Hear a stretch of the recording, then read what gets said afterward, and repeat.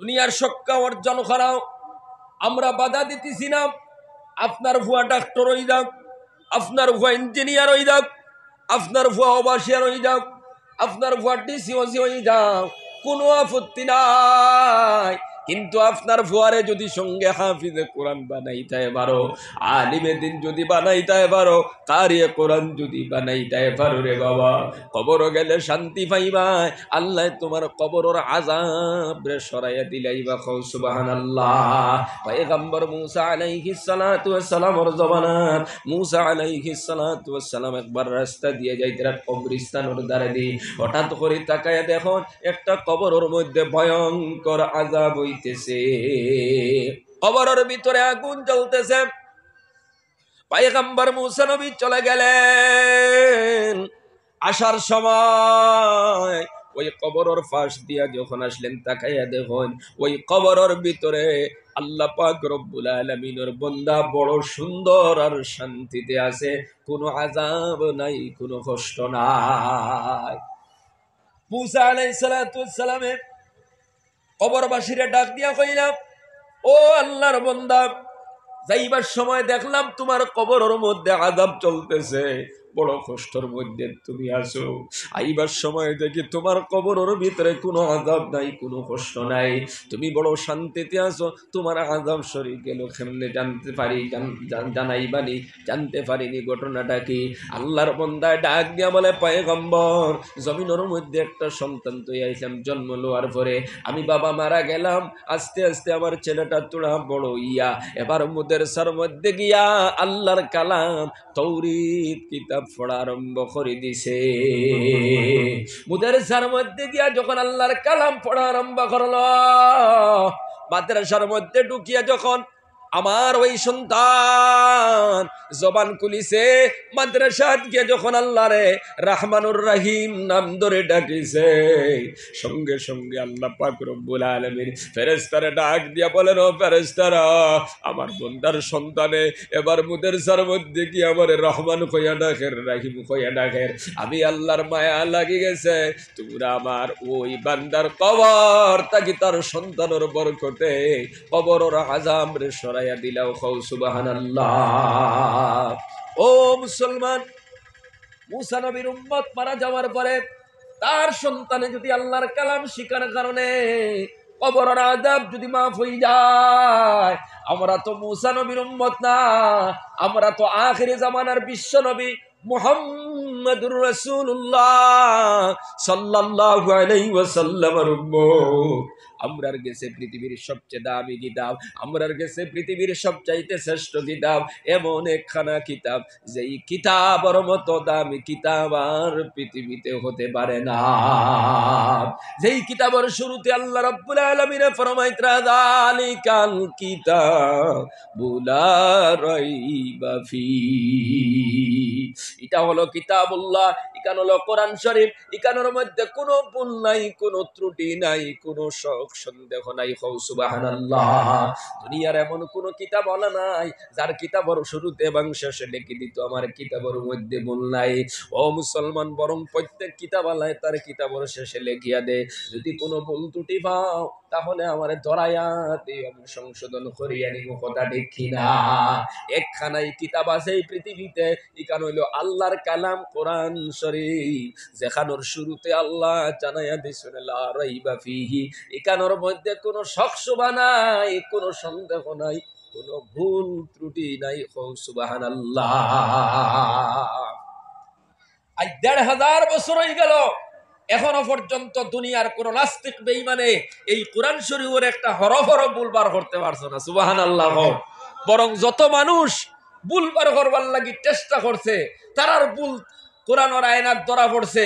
এক পর্যায়ে কলিমা ফুড়িয়া মুসলমান হইয়া এই কোরআনটে সিনার মধ্যে লাগাইছেন। সুবহানাল্লাহ। হুকা জিকির করো লা ইলাহা ইল্লাল্লাহ, লা ইলাহা ইল্লাল্লাহ, জোরে জোরে লা ইলাহা ইল্লাল্লাহ, লা ইলাহা ইল্লাল্লাহ, লা ইলাহা ইল্লাল্লাহু মুহাম্মাদুর রাসূলুল্লাহ। তো বাবাজিরা আমার বাইন হল কোয়াত আসলাম আপনার ফুয়ারে হাফিজ বানাক্কা, আলিম বানাক্কা, আর যদি তাহইন না নাতি ফতিরে বানাক্কা, তাও যদি তাকে না, যারা হাফিজে কোরআন আলিমে দিন হইতরা এদের প্রতি মোহব্বত পয়দা হরক্কা, সহযোগিতা হরক্কা, মাদ্রাসার লোকের সম্পর্ক লাগাক্কা, দুনিয়ায় তো শান্তি পাইবায়, খবর গেল শান্তি পাইবায়, আরাম পাইবায়। আর যদি বানাই লইতে পারেন এক গুতারে নিজের আওলাদ তাকিয়া, তাহলে তো আপনি সৌভাগ্যশী, আপনার জিন্দগি কামিয়াব হয়ে গেল, আপনার কবরও গেলেও আপনার ইহসান আছে আল্লাহর পক্ষ থেকে, দয়া আছে আপনার উপরে, কিয়ামতের ময়দানও আপনার উপরে দয়া আছে আল্লাহর পক্ষ থাকিয়া, এই হাফিজে কোরআন বানানির কারণে। আরে হাদিসের মধ্যে আল্লাহ রসুলে ফরমাইতরা, যে মানুষে কোরআন শরীফ পড়িল এবং কোরআনকে হিফজ করলো, কোরআন অধ্যয়ন করছে, কোরআনকে হিফজ রাখছে, কোরআনে যেটারে হারাম কইছে ওটারে হারাম মানছে, কোরআনে যেটারে হালাল কইছে এটারে হালাল মানছে, আল্লাহ রব্বুল আলামিন এই কোরআন অধ্যয়নকারীরে জান্নাতের বাসিন্দা বানাইয়া দিবা। জোরে কও সুবহানাল্লাহ। এটা দুনিয়ার কোনো আলিমর মুখর মাত নেই, দুনিয়ার কোনো শিক্ষিতর মাত নেই, এখান তো রহমাতুল লিল আলামিন মুহাম্মদুর রাসূলুল্লাহ সাল্লাল্লাহু আলাইহি ওয়াসাল্লামের জবান থেকে বাইর হইছে যে কোরআন পড়িল, কোরআনের হিফজ রাখলো, কোরআনে যেটারে হারাম কইছে হারাম মানলো, কোরআনে যেটারে হালাল কইছে হালাল মানিয়া গেল, আল্লাহ সেই বান্দারে জান্নাতের বাসিন্দা বানাই দিবা। কও সুবহানাল্লাহ। শুধু এই কারণ শেষ নাই, আল্লাহ রব্বুল আলামিন এই কোরআন হিফজ রাখনেওয়ালা, এই হাফিজে কোরআন রে আল্লাহ তার সুপারিশ রে কবুল করিয়া জাহান্নামের উপযুক্ত 10 জন মানুষ তার পরিবার থাকি আল্লাহ রব্বুল আলামিন জান্নাত দিয়া দিবা। কও সুবহানাল্লাহ। যারা জাহান্নামের অনিবার্য জাহান্নামী এমন উপযুক্ত 10 জন আল্লাহ ক্ষমা করি জান্নাত দিলাইবা। ও যুবক ভাই মুরব্বী বাবারা, পর্দা নিশির মা বোনেরা, একটা সন্তানরে আপনি হাফিজে কোরআন বানাও রে বাবা, একটা বুয়ারে আপনি আলিমে দিন বানাও, একটা বুড়িরে আপনি আলিমা বানাও, হাফিজা বানাও, আপনার জীবন ধন্য হয়ে যাইব। আপনি কি চাও না কিয়ামতের ময়দানে একজন আলিমর মা হইয়া উঠিতা? আপনি কি চাও না একজন হাফিজে কোরআনের বাবা হইয়া কিয়ামতের ময়দানে উঠিতা? ও মুসলমান বাবারা, আমার ভাইয়েরা, আমরা প্রত্যেকে চেষ্টা করিয়ে যাইতাম আমরার পরিবার থাকি এক একজন হাফিজে কোরআন আলিমে দিন বানাইতাম, এক একজন কারি কোরআন বানাইতাম। হাত উঠাই কই ইনশাআল্লাহ, জোরে কই ইনশাআল্লাহ। তখন না নাতিভূতিও বানাও, তখন না গাঁও তাকিও এক গুতারে বানাও। মুসলমান বাবারা আমার ভাইয়েরা, এরপরেও যদি সুযোগ থাকে না ওখানোর লগে সম্পর্ক রাখো। এই মাদ্রাসাগুলার বুনিয়াদ হইল মক্কাতুল মুকাররমার দারে আরকাম নামে মাদ্রাসা আর মদিনা শরীফ আসহাবে সুফফা নামে মাদ্রাসা। এই দুই মাদ্রাসার শাখা প্রশাখা আমরার সামনে যেটা মাদ্রাসা গুলো আছে, গতিকে তার ভাই যদি খারাপ নজরে তাকাও, তুমি জানো ওই দারে আরকাম মাদ্রাসা আসহাবে সুফফার মাদ্রাসার দিকে খারাপ নজরে তাকাইলা কথা দেখি না। কারণ যদিও এখানে নিয়ামতপুর শাহবাদ সকালাবার আর কৃষ্ণপুর আর নোয়াগ্রাম আর টান্টু, কিন্তু এখানে তোর গুড়ি হইল মক্কা আর মদিনা। সুবহানাল্লাহ। হোকা এখানে তোর লগে সম্পর্ক লাগাইয়া চলো, কোরআনের লগে সম্পর্ক লাগাইয়া চললে, কোরআনের হেফাজত করলে মানুষ দামি হয়ে যায়, নিকৃষ্ট মানুষ শ্রেষ্ঠ হয়ে যায়। আরো একটা ছোট্ট ঘটনা কয়, ও আল্লাহর বন্দারা আপনারা বুঝবা হইলে, একজন আল্লাহর বন্দা তামাম জিন্দিগি আপনার মদর ফাট্টার মধ্যে ছিলাম, মদ পান করদা। একদিন আল্লাহর বন্দা বাড়ির থেকে বারোয়া রওনা দিছন, রাস্তার মধ্যে গিয়ে তাকায়া দেখুন এক টুকরা কাগজের টুবা ফালাইন, ওই কাগজের টুবার মধ্যে লেখা বিসমিল্লাহির রহমানির রহিম। কাগজের টুবা উঠাইয়া তোর মধ্যে লইয়া বিসমিল্লাহ লেখা দেখিয়া বড় আফসোস করলার কইলা, কোন বেয়ান্তা যে এমন ঘটনা করলো, এখানোর মধ্যে তো আমার আল্লাহর কালাম কোরআন শরীফ লিখিয়া বালাইল।